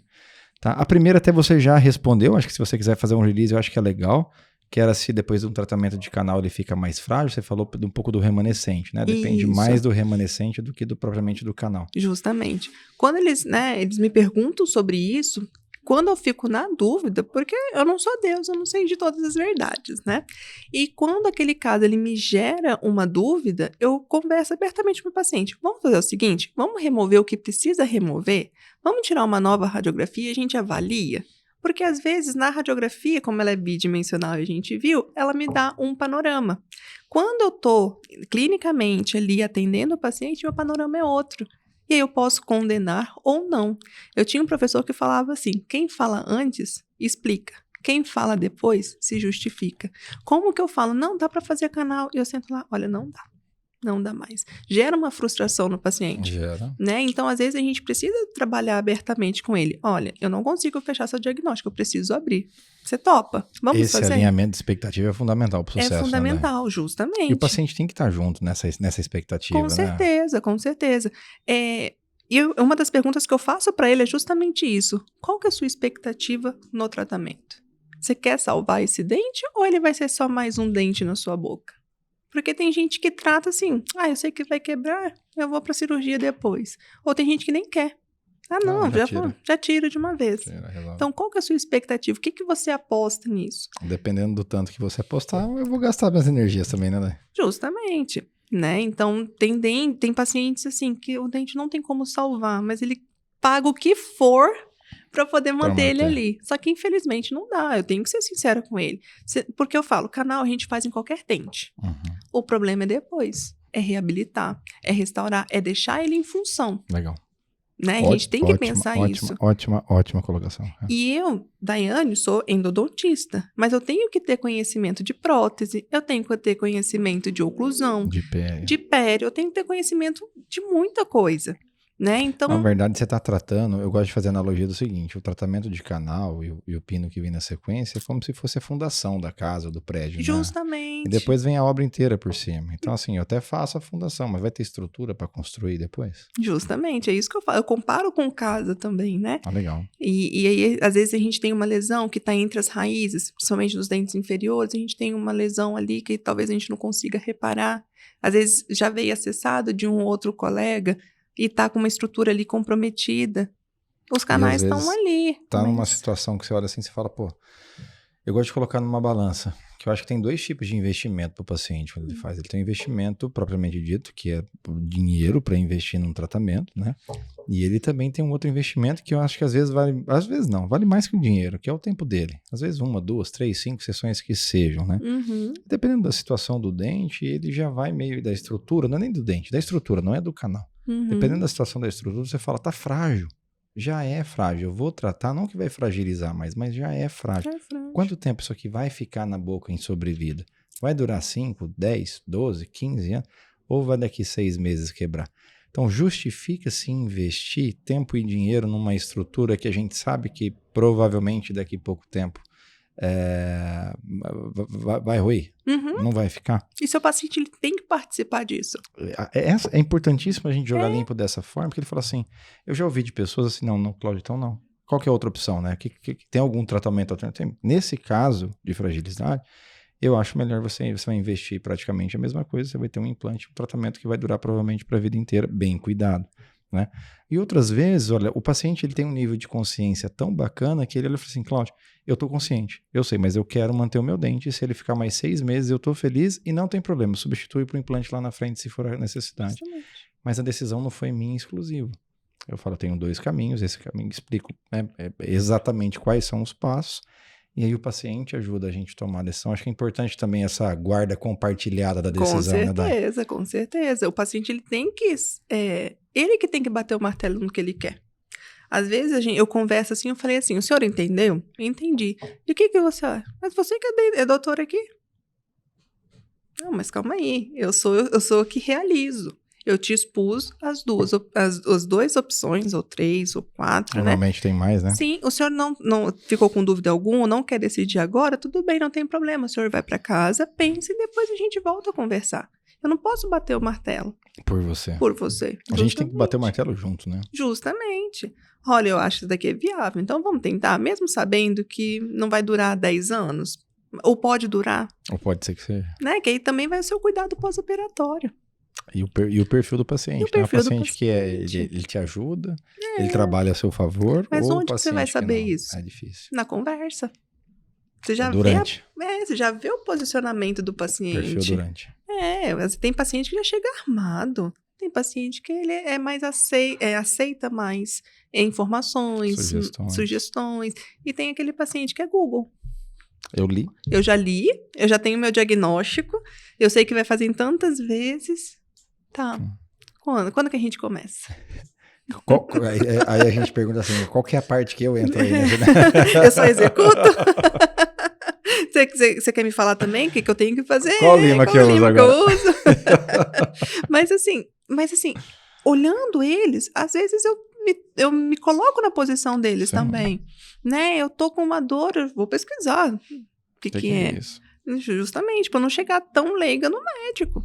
Mas a relação, essa decisão, acho que tem que ser uma relação compartilhada. Compartilhada. E quando essa decisão é feita em conjunto, sabendo todos os caminhos, todas as possibilidades, vantagens e desvantagens de cada decisão, a tomada de decisão ela fica muito mais consciente. E eu acrescento mais, não é só o paciente, o endodontista, é o protesista, é o periodontista, é quem ali vai participar daquele caso. Eu falei hoje de manhã numa reunião, a gente tem recebido um perfil de caso na clínica, que é um caso que ele é eu tenho chamado ele de perfil complexo, porque o paciente ainda tem alguns dentes na boca, não são todos. Desses alguns, metade comprometido, né, 40% a 50% comprometido a ponto de ter que extrair, a outra parte ali você consegue com um tratamento ou outro salvar, né? E normalmente associado já com bruxismo, isso no arco superior, no arco inferior. Então tem de tudo no caso, né? E o ideal é sempre assim, quem que daqui, desse time que tá aqui em Boca, que tá capaz aí de durar pelo menos uns 10, 15 anos? Pô, esses mantém. Quem daqui não vai conseguir passar na próxima semana? Pô, você tem que tirar. Sim. Não vai ter como. E aí você faz um tratamento onde o ideal seria assim, você manter todo mundo que pode, restauração cerâmica em todo mundo e assim seria o cenário ideal. Porém, o investimento para esse tratamento é um perfil de investimento bem alto. E aí a gente, né, a clínica não são todos os pacientes que podem investir nesse nível, né? E a outra alternativa é manter quem pode fazer uma PPR ou às vezes evoluir para um protocolo. Sim. Né, que seria um tratamento um pouco mais invasivo, mas não deixa de ser uma alternativa para você tratar o paciente bem e entregar um conforto depois. E a reunião era justamente assim, a gente precisa ser claro para o paciente que nós somos defensores da permanência do dente em boca. Essa é a postura. A gente quer que o dente fique em boca, né? Mas eu não posso não mostrar para o meu paciente que existem outras alternativas, inclusive com valores de investimento em dinheiro diferentes. E essa decisão eu não posso induzir para o A ou para o B. Porque ele vai ter conforto no A, ele vai ter conforto no tratamento B, ele vai ter conforto no tratamento C. O importante é a gente orientar, deixar o nível de consciência dele o mais alto possível para que ele tome a decisão junto com você e o tratamento fique assertivo e ele não se surpreenda com o resultado depois. Não, mas eu não tinha certeza que era isso que eu ia fazer. Não, mas a gente conversou bem antes, eu te expliquei, mostrei e tal. Então, acho que elevar o nível de consciência das pessoas para que ajudem elas a tomar decisões melhores, eu acho que é talvez o nosso papel principal nessa conversa, nesse bate-papo, antes de começar os procedimentos, né? Sim. Acho que seria esse o caminho. E às vezes eu fico no meio do caminho da seguinte forma. Eu recebi, não foi para avaliar, já foi para tratar. Já tá fechado. Já tá fechado. E às vezes eu falo, não precisa de canal, vamos tentar fazer uma restauração? Antes. Ou não dá, não é viável. Não fazer o canal, e sim colocar uma prótese, a gente não tem espaço suficiente, vai ter que fazer aumento de coroa. E aí eu pergunto pro paciente, você sabe qual que é o próximo passo após o tratamento de canal? Não sei. O paciente está com nível de consciência baixíssimo. Né? Então eu tenho que explicar para ele. Né? Na verdade, como eu recebo de indicadores, os meus indicadores já deveriam, ou às vezes passaram, mas o paciente ele não tem essa noção. Às vezes ele não tem nem essa clareza toda. Mas eu sei que eu preciso fazer o canal para resolver meu problema. Parte do problema né? Então, às vezes eu fico ali, ó, no meio do caminho. Né? Jogo de cintura. Jogo de cintura, e às vezes eu não fecho ali, eu vou conversar com o meu indicador, qual que é o seu planejamento, realmente dá, você acha que não é mais fácil? E é importante essa troca profissional também, né? Sim. Graças a Deus eu tenho indicadores maravilhosos, que eu posso conversar abertamente, igual tem caso, faz canal para finalidade protética. Vamos tentar desgastar. Vamos, eu conheço esse caso, né? inclusive. Vamos tentar. Deu certo? Não vi ainda. Então tá. Mas depois você me fala. Não, assim que retornar eu te conto. Inclusive tem que pedir para as meninas marcar o retorno. E aí, tá vendo? Ó, Luciana, Janaína. Luciana e Janaína, viu? Né? Então, assim, a gente... É difícil você tomar uma decisão, né? Porque a gente também não sabe como é que tá lá dentro. Sim. Eu tenho uma resposta de um tecido, mas eu não sei microscopicamente se não tem focos de necrose, focos de inflamação. Então, às vezes, uma tomada de decisão minha pode ser que daqui uma semana ele volte para fazer o canal. Mas a senhora não me falou? Sim, eu falei, mas é biologia. Não está no texto, mas está no contexto. Está no contexto, justamente. Da mesma forma que poderia ter dado certo. Sim. Né? E você tá ali com seu dente vivo na boca. Vivo na boca. E foi a melhor decisão que poderia ter sido feita. Sim. Mas hoje, né, com internet, assim, eles estão muito mais conscientes. Sim. Eles estão muito mais fáceis da gente conduzir, de explicar. Eles estão mais aceitáveis. Não, é uma tentativa, né? Vamos tentar. Depois a gente vai para outra parte se precisar. Sim. Né? Então, tá gostoso conversar. Né? A conversa flui. A conversa flui. Ô Dai, mais uma aqui da internet. O pessoal tava perguntando se é normal o dente escurecer depois de um tratamento de canal. Isso daí é clássica. Na verdade, não. O que acontece?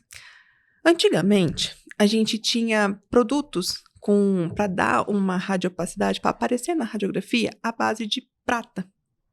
E aí, quando a gente não fazia a limpeza correta da parte coronária é a parte que fica na boca, visível na boca. É o dente. É o dente, né, que a gente vê mesmo. A coroa. Ele realmente manchava. Mas hoje, a gente já não tem mais. Todos os nossos radiopacificadores, eles mudaram a fórmula justamente para não causar esse escurecimento, tá? O que pode acontecer? Às vezes, o paciente ele vem em quadro de necrose. O dente já estava escurecido, né? Porque quando ele escurece é porque parou o fluxo sanguíneo ali. Então, ficou aquele sangue pisado. Uhum. Sabe quando a gente machuca e fica pisadinho? Escurecido, né? Ou pode ser durante o meu acesso. Se o dente estava vivo e eu não removi toda aquela porção da polpa, o dente ficou escurecido. Mas eu quero atentar para vocês. Meninos, vocês colocam aquela outra foto? Que são as duas? Isso. Olá. Aqui a gente tem 2 casos, tá? Um caso, dente escurecido, ele é mais acinzentado. Então, clinicamente, conversando com o meu paciente, eu já noto que ali tem alguma coisa, né? E aí eu vou investigar. Às vezes, pode ter sido de um tratamento endodôntico antigo, pode. Mas às vezes pode ser necrose. Seu paciente nunca sentiu nada, mas ele só notou escurecimento. Mas vocês notam que a cor é diferente daquela do lado? Um é mais acinzentado, o outro é mais amarelado. Aquele amarelado significa que seu tecido pulpar ele teve uma resposta a algum trauma, alguma injúria e foi depositando o que a gente chama de dentina, que é uma estrutura do dente. Então, quem dá cor ao dente? A dentina. É a dentina. Então, se eu tenho mais deposição dela onde não era para ter, o dente, na hora de refletir a luz, ele fica mais amarelado. Nesse caso, não necessariamente é uma necrose, né, Dai? Não necessariamente. Na verdade, ele está se defendendo de uma necrose, né? Sim, a gente tem uma alteração da função da polpa, que a gente fala, né, a grosso modo. Então, ali, eu vou saber o seguinte, se eu precisar reintervir, eu vou ter mais dificuldade do que nesse caso. Porque se eu depositei dentina onde não era para ter, eu fechei. Eu vou dificultar a localização do meu canal. Entendi. Então, meu paciente ele tem que estar ciente disso. Olha, para fazer esse dente... É mais difícil. É mais difícil. Às vezes eu vou ter que usar um endoguide. Né? Eu vou ter que fazer o planejamento do fluxo, né, digital, fazer uma moldeira. Qual é o nome que a gente Uma dá? guia. Uma guia, isso. Colocar ali e fazer o planejamento todo em cima disso. Vai ser mais oneroso? Vai ser mais oneroso. Mas é a alternativa. Mas é uma alternativa que tem. Nesse caso aqui, eu vou conseguir clarear esse dente? Eu não sei. Por quê? Depende do tempo que ele tá ali. Ah, posso fazer um clareamento endógeno, né? Que é por dentro do dente pós-tratamento? Posso. Vou garantir para o meu paciente que vai melhorar? Eu não posso. Complicado, né? É complicado. Às vezes vai ser só faceta. Justamente. Aí, graças a né? Deus, veio o meu aliado, que são as facetas, né? Que a gente faz o mínimo de desgaste, a gente consegue trabalhar, porque a cor escura é a luz refletindo e a luz que reflete. Entendi. Né? Então, se eu tenho isso, às vezes eu não vou conseguir com clareamento, não vou conseguir com uma resina. Às vezes é simples uma resina para fechar o acesso. Ele por trás ninguém vê. Mas quando bate aquela luz e reflete o paciente, olha, tá me incomodando. Né? Então, tem vários fatores. Então, isso é importante. Né? Isso daqui provavelmente é trauma. Criança que cai, bate a boca, a mãe que segura a criança fica batendo, né? A cabeça, que a criança ela faz movimentos involuntários, né? Isso tudo acontece. Lá tem 2 lá em casa que faz isso. Inclusive uma que eu tô morrendo de saudade, viajou pra praia sozinha com os isso que eu ia perguntar pra você. Ave Maria, o pai tá quase morrendo. Ô Dai, então significa que, deixa eu tentar deixar um negócio bem claro pra turma aqui, do meu seguinte, ó. Tem pergunta aqui? Tem pergunta. Tá, manda a pergunta aí, então. Não deixa eu esquecer da minha. Tá. Então, quer fazer isso primeiro? Não, manda bala aí, senão você vai perder também. Nós temos várias perguntas. O meu caso é meu mesmo. O meu dente, desse segundo caso, acinzentado. Aí a senhora falou a solução, faceta, mas mesmo com a faceta, o meu continua passando a luz. O que eu faço? Aí eu acho que é o problema da faceta. Da faceta. Então, aí você já fez o canal? Fiz canal. Então tá. Eu fiz canal quando eu era pequeno, aí eu fiz canal, e aí começou a ficar acinzentado depois do canal. Foi jogando bola lá na Colina Verde, não foi não, Will? Não. Gol ele não fazia não, mas trombada, carrinho e cabeçada tinha de sobra. Aí depois do canal, que eu tinha quebrado, né? Então a solução foi faceta, mas continua passando luz e continua com um aspecto acinzentado. Tem muito tempo? Do trauma, sim. Do trauma. Faz muito tempo também. Né? O que a gente tem que avaliar? É o tempo que já tá assim.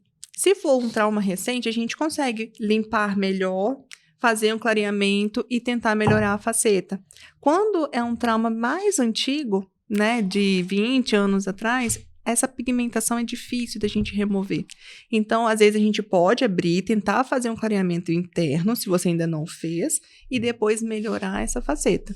Tá? Mas a gente tem que ter em consciência o seguinte: a gente vai tentar chegar o mais próximo da naturalidade, mas nem sempre ela é possível, né? Então, hoje a gente já tem muitas resinas, né? Resinas bacanas, muitos profissionais bacanas também. Sim, próximo para poder mimetizar, para deixar o mais próximo possível, igualar. Mas 100% às vezes realmente a gente não consegue, tá? Aí você pode ampliar o contexto. Já invade os dentes vizinhos, vai facetando todo mundo igual. Já todo mundo igual. E eu posso... Brincadeira, turma, brincadeira, porque senão depois o pessoal vai pegar esse corte aí e vai colocar lá, ó, o faceteiro lá. Inclusive, eu quero pegar um caso de trauma e explicar muito bem. O trauma, hoje, ele gera um impacto X. Por exemplo, a gente tem um escurecimento. Mas, dependendo da intensidade desse trauma, ele vai gerar consequências futuras. Então, é muito importante o acompanhamento durante, no máximo, 5 anos. No início, a gente faz uma radiografia mais frequente e depois anual. Por quê? Se aparecer um processo de reabsorção, que pode ser por conta do trauma, é fácil da gente conseguir intervir. Se a gente for observar lá na frente, às vezes já tem um comprometimento tão grande da estrutura que é extração. Né? Então, trauma, a gente às vezes ignora essa parte justamente de acompanhamento, mas em trauma, principalmente em criança que teve luxação, que saiu do alvéolo, ou que entrou ou saiu, né, teve um deslocamento, é super importante a gente acompanhar, no longo prazo. né? Não só de canal, mas você não vai gerar uma anquilose, que aquele dente ele vai fixar no osso, ou vai ter uma resposta de substituição, que a minha polpa, ela começa a produzir osso, e aí vai fazendo uma reabsorção da raiz e vai grudando no osso. Vai ficando tudo em osso. Sabe? Isso tudo gera. Reflexo do trauma. Reflexo e do não trauma. É imediato, é no longo prazo. É né? a longo prazo. Eu tenho essa previsibilidade? Não tenho. Só acompanhar para ver. O que eu posso avisar para o paciente é, vamos acompanhar durante 5 anos. Depois de 5 anos eu te dou alta. Depois de 5 anos a gente vê o que sobrou. Não é? Day, o que eu ia fechar naquela hora, Will, era assim, mais que um fechamento mesmo dessa parte, no sentido de só amarrar, porque às vezes assim, mas como assim? Eu tenho que tratar o canal, meu dente está necrosado, mas eu não tenho nem cárie, né? Então não é só a cárie que estimula uma necrose, o trauma, seja por acidente, ou seja por apertamento, ou seja por bruxismo, também pode causar. Pode causar. A necrose pulpar, consequentemente uma contaminação, consequentemente micro-organismo, e aí a cadeia alimentar até o final que a gente viu. Com certeza. Tô correto? Absoluto. É isso? É isso. Bem amarrado. Um bom endodontista. Day, tem mais uma aqui da internet, ó. Quando que eu devo utilizar pino metálico ou pino de fibra de vidro? Essa deve ter certeza que veio de dentista. Veio de dentista, não né? Tem como não ser. Primeira coisa que a gente tem que avaliar é remanescente radicular, né? Eu acho que você pode responder até melhor do que eu? Nessa questão, não faz prótese. Né? Quando a gente tem o remanescente, se não me engano, de 2, né, a 3, 2 a 3 milímetros. a gente recomenda o fibra de vidro, né? Que a gente faz o preparo, a gente modela aquele pino dentro do canal. Com estrutura, com maior do que 2 a 3 milímetros, a gente pode recomendar também o núcleo metálico, né? Inferior. Inferior a 2 isso. milímetros, Isso, inferior. Mas o que eu tenho acompanhado é que os colegas estão usando bastante fibra de vidro, né? Se a gente for na indicação clássica da literatura, é basicamente assim. O pino de fibra de vidro, ele depende de adesão, né? Então, se eu não tenho estrutura para aderir, eu tenho uma chance maior de ele se soltar. Então, eu preciso de um remanescente ali de 2, 3, para que eu aumente essa área de adesão e eu retenha esse pino no maior tempo possível. Quando eu não tenho esse remanescente, né, ainda inferior a 2 milímetros, às vezes está nivelado a nível gengival, aí o pino metálico, ele vai se reter dentro do canal por fricção mecânica mesmo, né? Ele não tem adesão.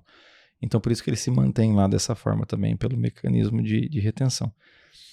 O ideal seria sempre utilizar o pino de fibra de vidro, que para restauração final é muito mais fácil você chegar na cor, no detalhe, quando você não tem um metal por debaixo, né? Para você ter que esconder o metal depois.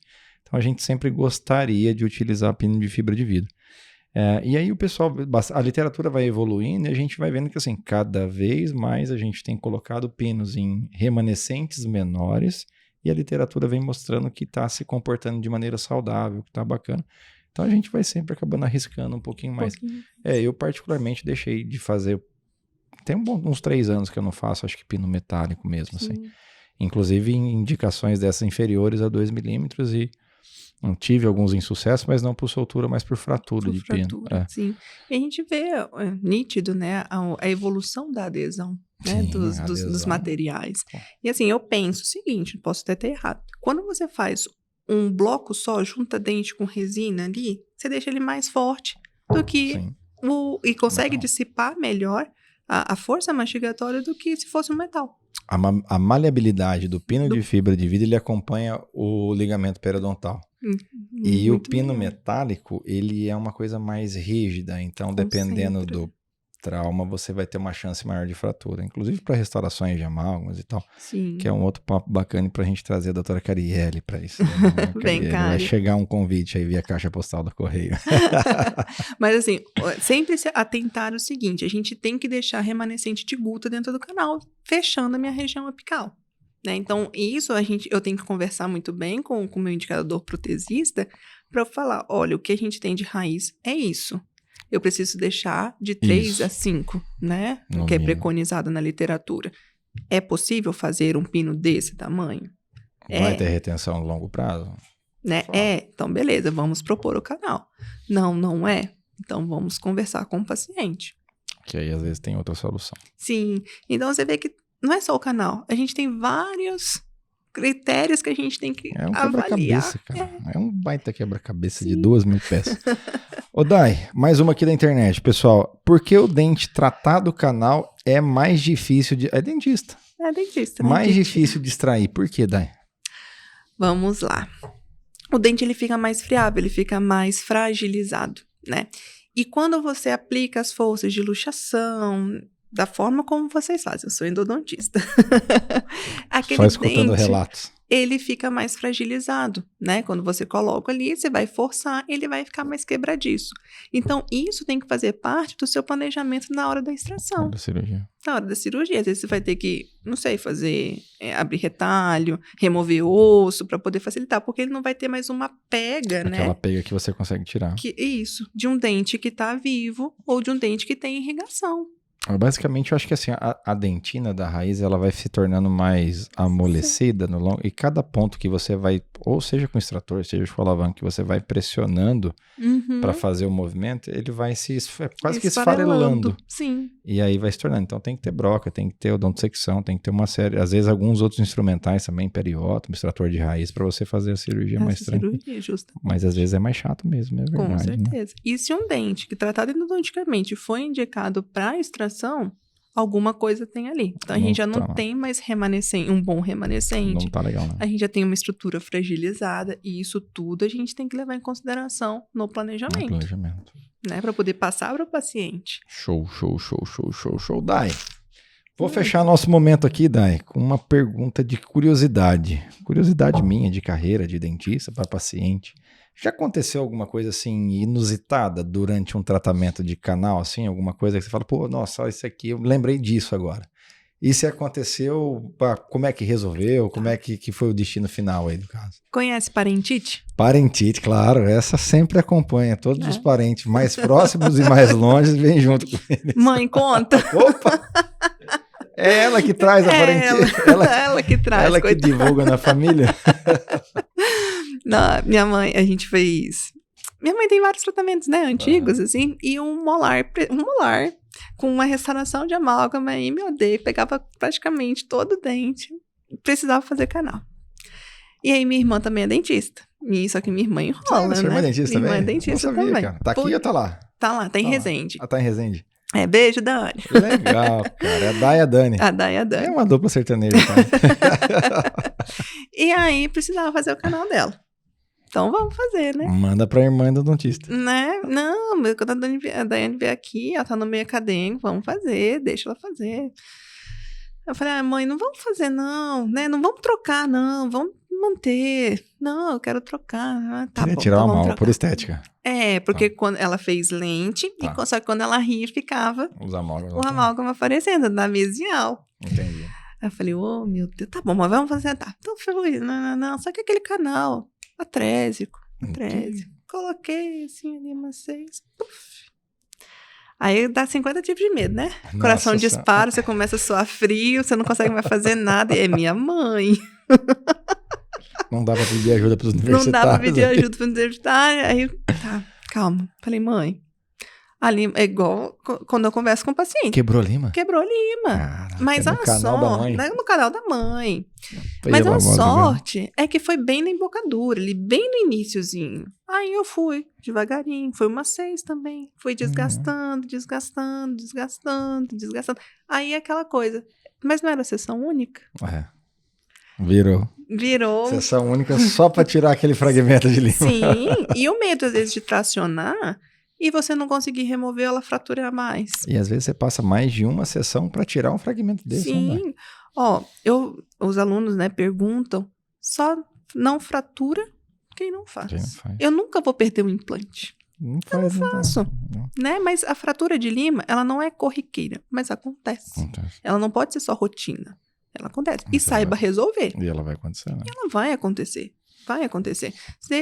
Não por falta de... Como que eu posso te falar?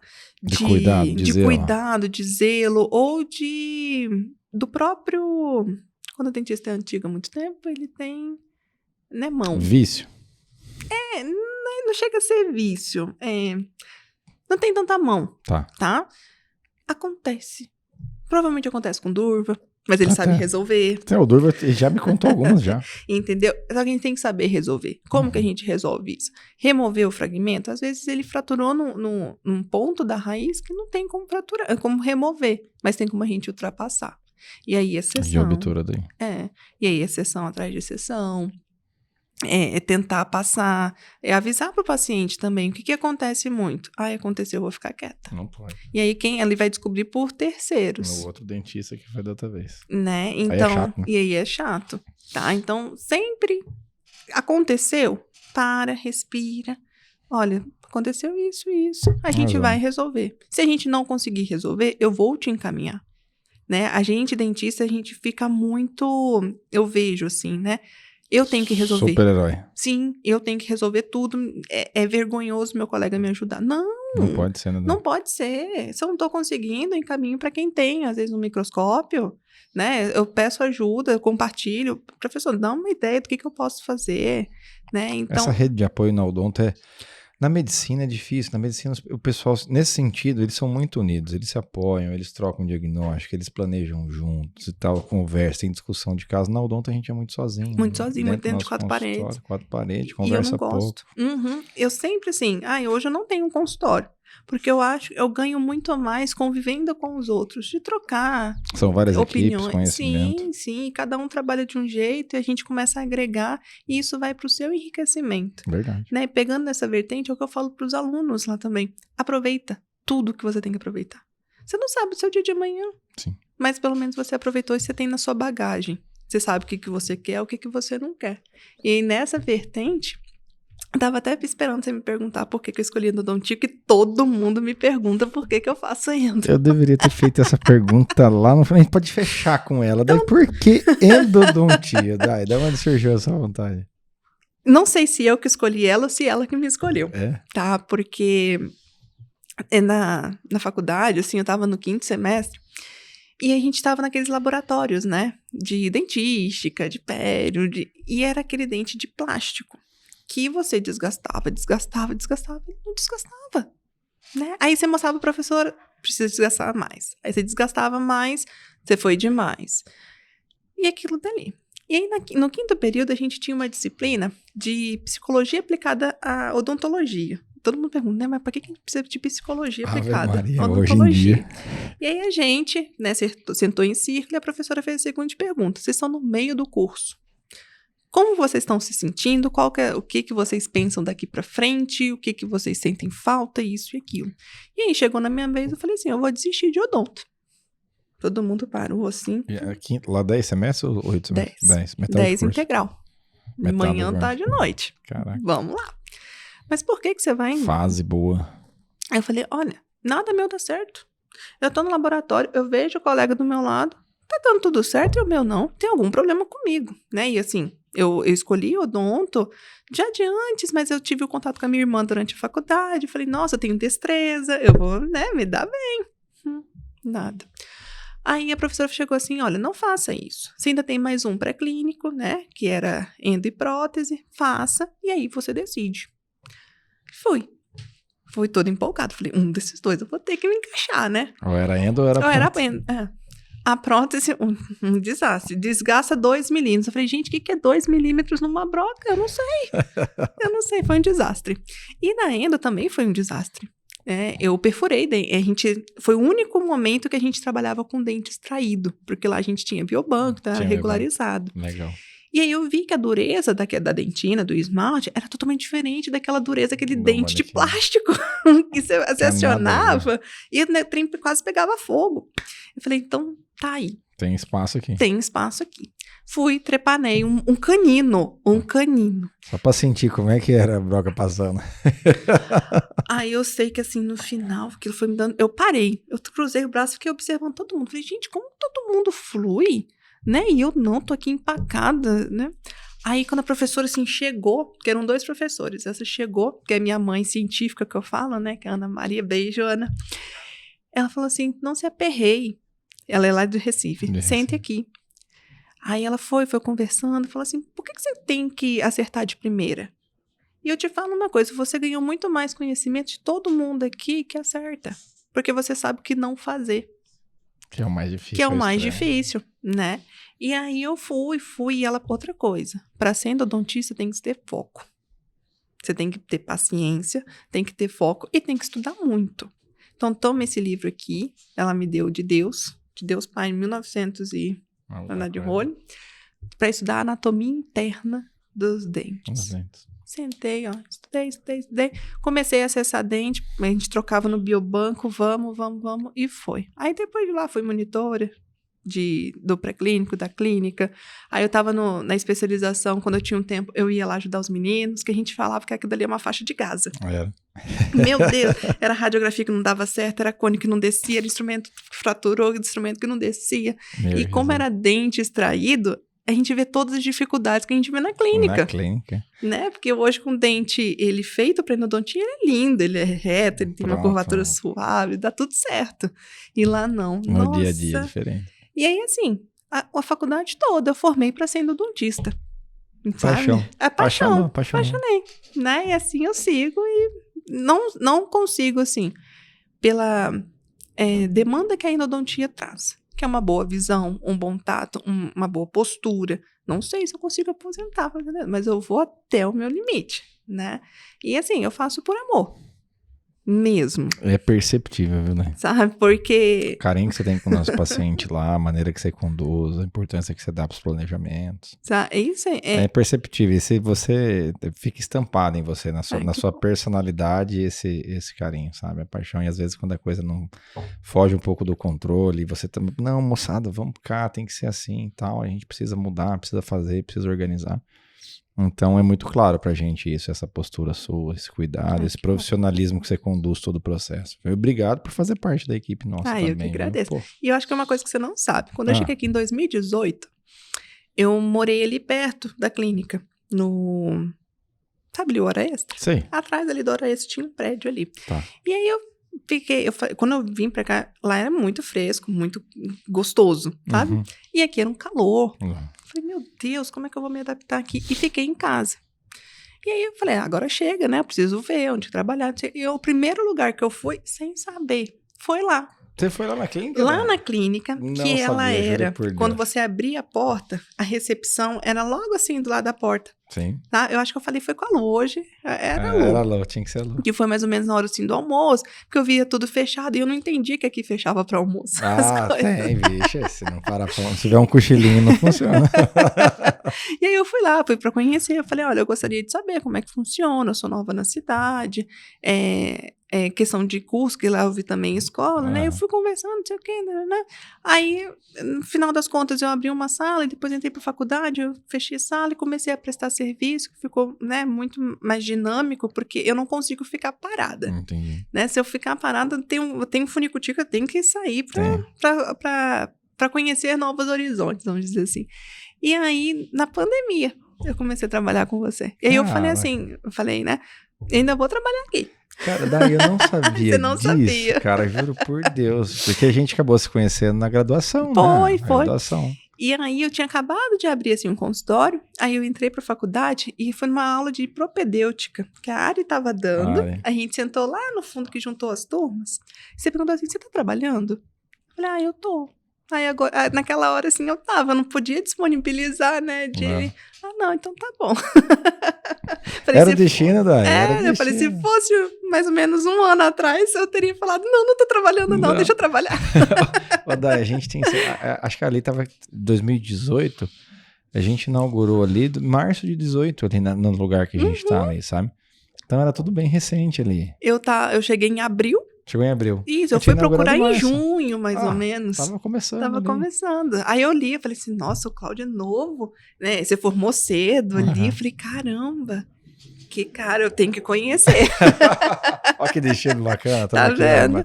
Tem coisas assim que acontecem que a gente não tem oportunidade de conversar, né? Mas agora você tá sabendo. Mas que história. Não podia fechar esse episódio de uma maneira, com uma história melhor que essa, verdade. Pô, que bacana. Eu que agradeço, né? Todo o carinho que a gente tem, a gente conversa ali. Eu agradeço você, primeiramente, assim, a oportunidade de te conhecer, né? Conheço você, o seu lado profissional como professora, seu lado profissional como dentista, clínica, né? Conheço você um pouco dos bastidores, né? Como amiga, a gente convive aí fora, tem um Cezão e tal. E você é uma pessoa fantástica, cara, independente de qual área, profissional, pessoal, é um prazer ter você na equipe com a gente. Cara, foi um baita papo hoje, cara, um dos melhores podcasts que a gente fez, cara. Foi, moçada, não foi? Um dos melhores que a gente fez, cara, fluiu muito, cara, muito conhecimento, muita coisa você compartilhou, não foi? Que bom. Cara, de verdade, espero que você tenha gostado tanto quanto eu, tá, viu? Já fica a dica pra gente gravar um outro assunto no próximo. Vamos. Tá vendo? Isso, tenho vários daquele nível. Que sempre que eu posso, eu vou pra filmar, porque acontece, às vezes, se eu faço isso, não tem câmera pra quem filma. Então, quando acontece, deixa eu filmar. Eu suporto tudo. Pronto. Dan, então nós vamos vencer uma guerra que nós estamos aí, né, Paulinho? Assim que a gente vencer, a gente começa a mudar essa história. Cara, eu acompanho, né, o César nos plantões, assim, é cada caso que os meninos ali do regional, né, fazem, que não é divulgado, assim. Então, muita coisa bonita. Muita coisa bonita. Muito. A gente pegou um trauma de uma criança que teve que tirar aqui tudo, assim, e poder trabalhar por dentro, sabe? Então, o Rafa ajudou o César, e ali eles são uma equipe. Que bacana. É muito gostoso. Tem muita gente muito boa aqui em Rondonópolis, no Mato Grosso inteiro. Tem. E a gente tá meio limitado aí com o que a gente pode divulgar e tal. Eu acho que a gente, o nível da nossa odontologia aqui do estado não perde nada para odontologia de estado nenhum. Não. E a gente poderia mostrar com mais dignidade, sem ser repreendido, nosso material, nosso conteúdo, porque assim como tantos outros professores que a gente aprende todos os dias nas mídias sociais, a gente também deveria poder fazer nosso trabalho e divulgar com o intuito de levar conteúdo para a população, mas também ensinar quem está começando na carreira, conduzir, eu acho que é importante. Com certeza. Eu falo assim, o ganho da pandemia foi justamente esse, as redes sociais, né? Então, hoje, às vezes eu tô ali no meu momento de descanso, eu tô com o celular ali vendo, aí o César às vezes fala assim, sai desse celular, eu falei, calma, deixa eu ver que eu tô vendo um trendendo aqui, né? Consumindo conteúdo. E aí, assim, teve uma vez, assim, eu tava até postando com regularidade, e o que eu comecei a receber, olha, você não pode postar isso, você não pode fazer, você fica... Desmotiva. Então deixa, eu apresento na sala de aula, para quem quiser perguntar. Você tem um trabalho lindo, assim como tantos outros profissionais que têm um trabalho lindo aqui, a gente deveria ter o direito de divulgar, assim como todos os outros estados fazem. E somos, assim, o Mato Grosso, Rondonópolis, né, que é onde eu mais convivo, temos profissionais muito melhores do que Centro-Oeste, Sul, porque assim, aqui a gente tem a busca pelo conhecimento, é nítido, sabe? Todo congresso que você vai, você encontra. Eu fui no Congresso Internacional em BH, né? Encontrei com a Melissa Randazzo, sabe? Aquela coisa assim, que às vezes a gente não tem o convívio aqui, mas nossa... Mas se vê nos lugares. Sim, e o investimento que a gente faz aqui, né? Adquirindo aparelhagem, para poder melhorar e trazer benefícios para a população, é gigante. É fantástico. Cara. É fantástico. Então, hoje...